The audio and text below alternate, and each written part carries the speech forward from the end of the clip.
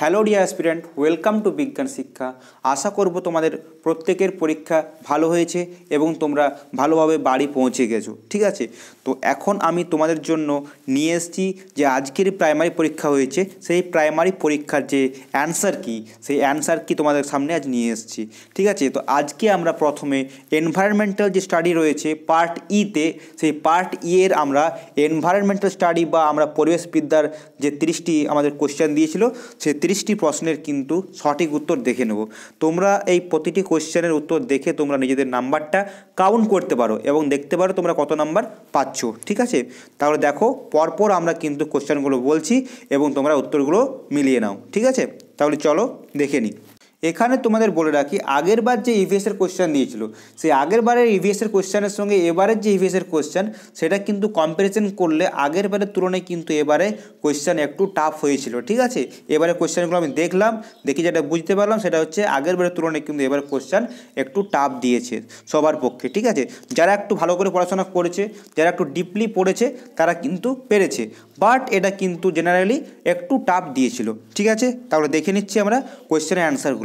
দেখো আজকের 121 নম্বর কোশ্চেন। ঠিক আছে, তো এখানে কোশ্চেনটা কিন্তু ছবিটা অতটা ক্লিয়ার আসেনি, একজন স্টুডেন্ট আমাকে পাঠিয়েছে, বাট অতটা ক্লিয়ার ছবি তুলতে পারেনি, সেই কারণে একটু ছবির হেজি এসছে। ঠিক আছে, তোমরা কিন্তু ভিডিও কলের একটু বাড়িয়ে নাও, দেখতে ভালো হবে।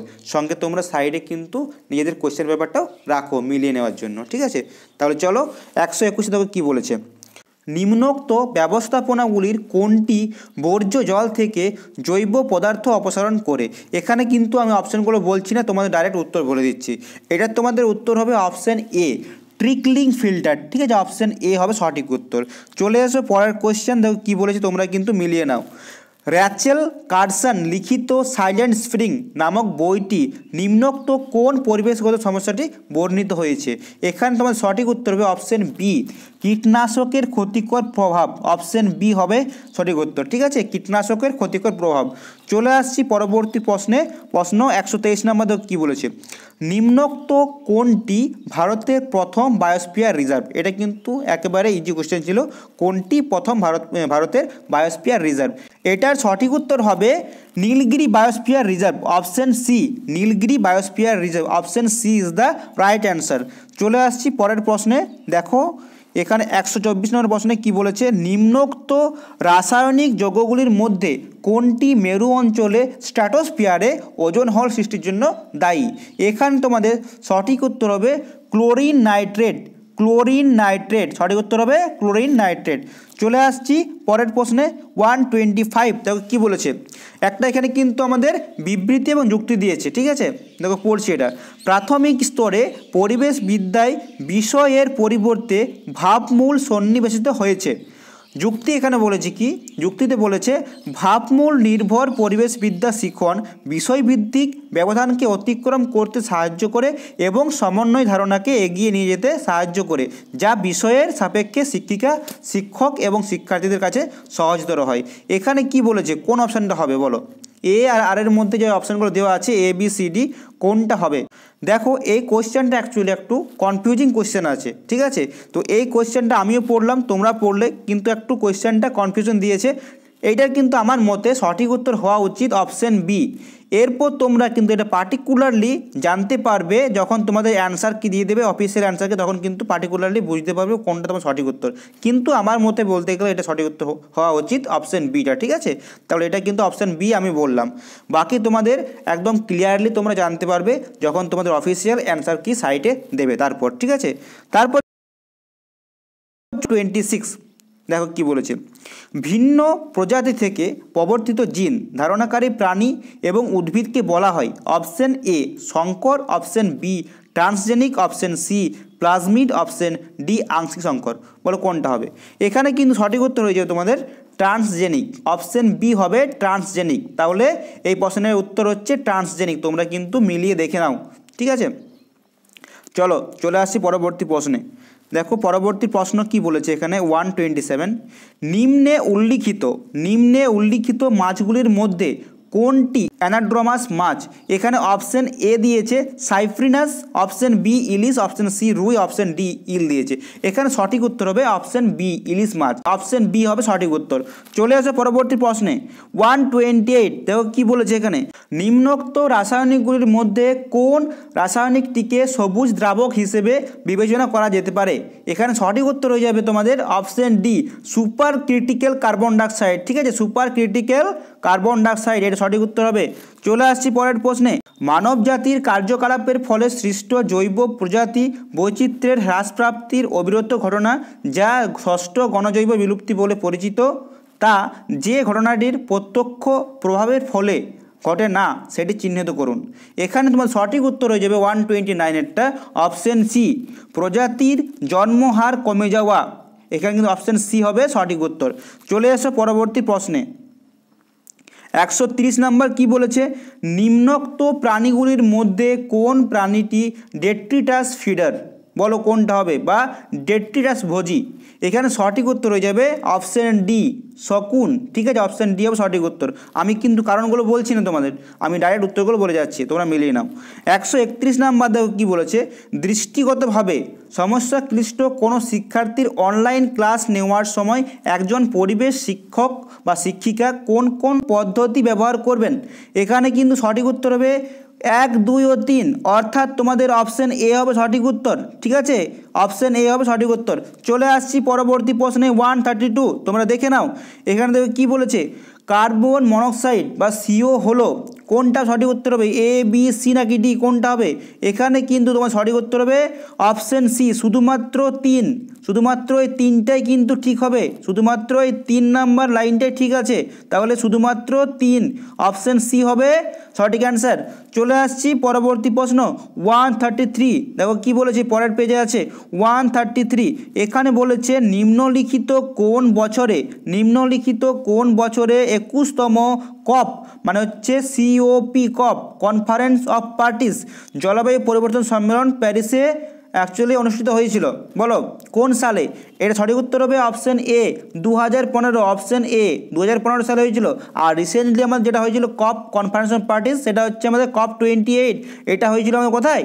এটা হয়েছিল আমাদের দুবাইয়ে হয়েছিল। ঠিক আছে, চলে আসছি পরের প্রশ্ন 134। দেখো কী বলেছে, 2021-22 আর্থিক বছরে ভারতের জনপ্রতি মানে পার ক্যাপিটা ব্যবহৃত বিদ্যুতের পরিমাণ কত ছিল? এখানে সঠিক উত্তর হবে অপশন ডি 1255 কিলোওয়াট। ঠিক আছে, চলে এসো পরবর্তী প্রশ্নে। দেখো কি বলেছে পরবর্তী প্রশ্ন 135 নম্বর। তোমরা কিন্তু একটু ক্লিয়ার করে দেখে নেবে, এটা ছবিটা কিন্তু এখানে ভালো আসেনি, তোমরা দেখে নাও। এখানে দেখো কী বলেছে, একজন পরিবেশবিদ্যার শিক্ষক একটি কঙ্কালের সাহায্যে তার শিক্ষার্থীদের বিভিন্ন ধরনের অস্থিসন্ধি ধারণা দিচ্ছেন। এখন তিনি দেহের বিভিন্ন শারীরস্থানিক অংশে বল ও সকেট অস্থিসন্ধি নির্দেশ করলেন। শারীরস্থানিক অংশসমূহ শনাক্ত করুন, মানে কোন জায়গায় অ্যাকচুয়ালি আমাদের বল ও সকেট সন্ধি পাওয়া যায়, বলো কোনটা হবে? এখানে তোমার সঠিক উত্তর হয়ে যাবে কোনটা? এখানে অপশান ডি নিম্নত্ব এবং কান অর্থাৎ হিপ জয়েন্ট এবং শোল্ডার। অপশান ডি হবে সঠিক উত্তর, বল ও সকেট সন্ধির। চলে আসছি পরবর্তী কোয়েশ্চেন 136। দেখো কি বলেছে, মাইক্রোপ্লাস্টিক সম্পর্কিত যে বক্তব্যটি সঠিক নয় সেটি চিহ্নিত করুন। এখানে কিন্তু সঠিক কোনটা হবে না, এখানে সঠিক উত্তর হয়ে যাবে অপশন ডি মাইক্রোপ্লাস্টিক হলো সহজ জৈব বিয়োজ্য বস্তু। আমাদের কিন্তু সহজে এটা বিয়োজিত হয় না, তাহলে এটা কিন্তু ভুল দেওয়া আছে, তাহলে সঠিক কোনটি নয়? অপশন ডি হবে সঠিক উত্তর। চলে এসো পরবর্তী প্রশ্নে 137। দেখো কি বলেছে, নিম্নলিখিত টক্সিনগুলির মধ্যে কোনটি মানুষের শরীরে রেড টাইডস এর মধ্যস্থতায় প্যারালাইটিক সেলফিশ বিষক্রিয়া বা পিএসপি সৃষ্টি করে? এখানে সঠিক উত্তর তোমাদের হয়ে যাবে অপশন এ স্যাক্সিটক্সিন। অপশন এ হবে সঠিক উত্তর। চলে আসছি পরবর্তী কোয়েশ্চেন 138। নিচের বিবৃতিগুলির মধ্যে কোনটি সঠিক? এখানে তোমাদের 4টি কিন্তু বিবৃতি তোমরা পড়ে নেবে। এখানে সঠিক উত্তর হবে কোনটা বলো? এখানে সঠিক উত্তর হবে অপশন বি প্রাণীদের পরিযান প্রজননগত প্রয়োজন মেটানোর জন্য একত্রিত হওয়ার সঙ্গে সম্পর্কিত। অপশন বি হবে সঠিক উত্তর। ঠিক আছে, চলে আসছি পরবর্তী প্রশ্ন 139। দেখো কি বলেছে, নিম্নলিখিত কোন যৌগিক পদার্থটির পরিমাপের মাধ্যমে আগ্নেয়গিরির অগ্ন্যুৎপাতের কারণে হওয়া বায়ুদূষণ শনাক্ত করা যায়? এখানে সঠিক উত্তর হবে অপশন এ সালফার ডাইঅক্সাইড। আগ্নেয়গিরির অগ্ন্যুৎপাতের ফলে কিন্তু আমাদের SO2 বেশি পরিমাণে নির্গত হয়। সঠিক উত্তর হবে SO2 সালফার ডাইঅক্সাইড। চলে এসো পরবর্তী প্রশ্নে, তোমরা কিন্তু পরপর মিলিয়ে নাও কতগুলো তোমাদের ঠিক হয়েছে। দেখো এখানে কিন্তু 140 নম্বর কোয়েশ্চেন কি বলেছে, একজন পরিবেশবিদ্যার শিক্ষিকা বা শিক্ষক রূপে আপনি বিভিন্ন প্রাণী প্রজাতির বিপন্নতার কারণ নিয়ে একটি বিতর্ক সভার আয়োজন করলেন। শিক্ষার্থীরা তাদের মতামত ব্যক্ত করলো। এখন বিতর্কে রূপান্তে রয়্যাল বেঙ্গল টাইগার, একশৃঙ্গ গন্ডার, গঙ্গার শুশুক, সর্পগন্ধা ও মেরু ভল্লুকের পপুলেশন সংখ্যার হ্রাসের নির্দিষ্ট কারণ জানা গেল। নিচের কোন অনুক্রমিক বিকল্পটি সর্বাধিক প্রযোজ্য? বলো কোনটাও সঠিক উত্তর এখানে, মানে কোন কোন কারণে অ্যাকচুয়ালি আমাদের এই প্রাণীগুলো অ্যাকচুয়ালি বিপন্ন হয়ে গেছে। রয়্যাল বেঙ্গল টাইগার, একশৃঙ্গ গন্ডার, গঙ্গা শুশুক, এটা কিন্তু সঠিক ক্রমে তোমাদের বলতে হবে। এখানে কিন্তু সঠিক উত্তর হয়ে যাবে অপশন ডি। অপশন ডি হবে সঠিক উত্তর, তোমরা কিন্তু মিলিয়ে নেবে, অপশন ডি হবে সঠিক উত্তর। চলে আসছি পরবর্তী প্রশ্নে। দেখো 141 কি বলেছে, এখানে তোমাদের বলে রাখি যে সকল উত্তরগুলো আমি বলছি এইগুলো কিন্তু একেবারে রিয়েল এবং অথেন্টিক, ঠিক আছে? তাহলে দেখো কি বলেছে, সামুদ্রিক বাস্তুতন্ত্রের জন্য সবচেয়ে কম ক্ষতিকারক প্রত্যক্ষ ঝুঁকিটিকে চিহ্নিত করুন। এখানে তোমাদের সঠিক উত্তর হবে অপশন এ, ঠিক আছে? অপশন এ হবে সঠিক উত্তর। চলে আসে পরবর্তী প্রশ্ন 142, কয়লা থেকে 1 ইউনিট বিদ্যুৎ উৎপাদন করতে কত পরিমাণ কার্বন ডাইঅক্সাইড গ্যাস বায়ুমণ্ডলে নিঃসৃত হয়? এখানে তোমার সঠিক উত্তর হবে অপশন বি 2 থেকে 5 পাউন্ড, ঠিক আছে? 2 থেকে 5 পাউন্ড। চলে এসো পরবর্তী প্রশ্নে 143 নাম্বার, শৈবাল ব্লুমের সঙ্গে সম্পর্কিত নয় যে ঘটনাটি সেটি চিহ্নিত করুন। এখানে তোমাদের সঠিক উত্তর হয়ে যাবে অপশন সি মহাসমুদ্রের স্রোতের পরিবর্তন। অপশন সি হবে সঠিক উত্তর, ঠিক আছে? চলে এসো পরবর্তী প্রশ্ন 144 কি বলেছে এখানে, দেখো 144-এ বলেছে এখানে নিরক্ষীয় অর্থাৎ নিরক্ষীয় বা বিষুবীয় প্রশান্ত মহাসাগরে সংঘটিত এনসো ঘটনার পৃষ্ঠীয় জলের তাপমাত্রার নিম্নলিখিত কোন পর্যায়কে এল নিনো পর্যায় বলা হয়? এখানে সঠিক উত্তর হবে অপশন সি উষ্ণ পর্যায়, ঠিক আছে? একেই বলা হয় কিন্তু এল নিনো পর্যায়, উষ্ণ পর্যায় হবে সঠিক উত্তর অপশন সি। চলে এসো পরবর্তী প্রশ্নে। পরবর্তী প্রশ্ন 145, তোমরা কিন্তু পরপর মিলিয়ে নাও এবং নাম্বারগুলো কাউন্ট করো। দেখো কি বলেছে, এখানে বলেছে নিম্নোক্ত কোন দুটি মস্তিষ্কের স্নায়ুর গ্লোবাল পজিশনিং সিস্টেম বা জিপিএস হিসাবে কাজ করে? ঠিক আছে, আমার যেমন মোবাইলে জিপিএস থাকে আমাদের বিভিন্ন জায়গার ট্র্যাক করার জন্য, সেরকমভাবে আমাদের কিন্তু গ্লোবাল পজিশনিং সিস্টেম হিসেবে কাজ করে মস্তিষ্কের কোন অংশ দুটি? এখানে সঠিক উত্তর হবে হিপোক্যাম্পাস এবং এন্টোরহিনাল কর্টেক্স। অপশন এ হবে সঠিক উত্তর। চলে আসছি পরবর্তী কোয়েশ্চেন 146 কি বলেছে, শিলার আবহবিকারে সৃষ্ট আলগা উপাদানগুলি যে প্রণালীতে একীকৃত হয় সেই প্রণালীটিকে বলা হয়? Option A lithification, option B nitrification, option C অধক্ষেপণ, অপশন ডি বলেছে হিউমাস গঠন। কোনটা হবে বলো সঠিক উত্তর? এখানে সঠিক উত্তর হবে অপশন সি। অপশন সি হবে সঠিক উত্তর। চলে আসো পরবর্তী প্রশ্নে 147, নিম্নোক্ত প্রাণীগুলির মধ্যে কোনটি বেন্থিক অমেরুদণ্ডী? বেন্থিক কি বলেছে? অমেরুদণ্ডী বলেছে, তাহলে কিন্তু সঠিক উত্তর হবে অপশন কোনটা বলো? C anemone, option B. Option B হবে সঠিক উত্তর, ঠিক আছে? চলে আসছি পরের কোয়েশ্চেন 148। দেখো কী বলেছে, এটা কিন্তু একটা পেডাগজির কোয়েশ্চেন টাইপের আছে। একজন পরিবেশবিদ্যার শিক্ষিকা বা শিক্ষক হিসেবে আপনি শিলা ও খনিজের সঙ্গে শিক্ষার্থীদের পরিচয় ঘটানোর ইচ্ছা পোষণ করেন। এখন একজন অনুসন্ধিৎসু শিক্ষার্থী আপনাকে প্রশ্ন করলো যে অধিকাংশ খনিজ ও শিলাতে কোন মৌলটি পাওয়া যায়, তাহলে শিক্ষিকা বা শিক্ষকের সম্ভাব্য উত্তরটি হবে কোনটি? অ্যালুমিনিয়াম, হাইড্রোজেন, কার্বন নাকি সিলিকন? এখানে সঠিক উত্তর হবে সিলিকন। সিলিকন হবে সঠিক উত্তর, অপশন ডি, ঠিক আছে? চলে আসছি পরবর্তী প্রশ্ন, আর দুটি প্রশ্ন তোমাদের রয়েছে।